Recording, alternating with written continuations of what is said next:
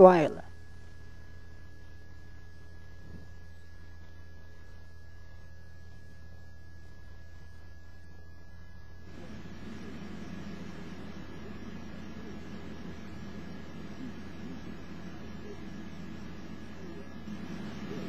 Carmelita.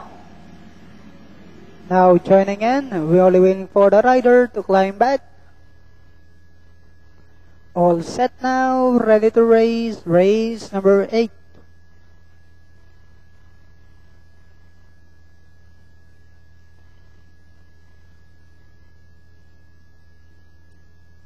Race and just is started. We have Huling Tala first to show quickness at the start, moving up for the outside. Cristina Speed Admiral comes next alongside Carmelita. Pay to see American Ingo, while Amazing Firenze is the early trailer. And going along for the first turn, we have Cristina by about 2 lengths. Right behind in second is Huling Tala, then followed over by Carmelita. Speed Admiral. Pay to see comes next, American Ingo, while Amazing Firenze is running at the tail of the field. Down the backstretch they travel. The lead now belongs to entry number 1, Huling Tala, to take the lead. Cristina drops back in second. Pay to see is down in third. Speed Admiral comes next, then followed over by Carmelita, American Ingo, while Amazing Firenze is still running at the tail of the field.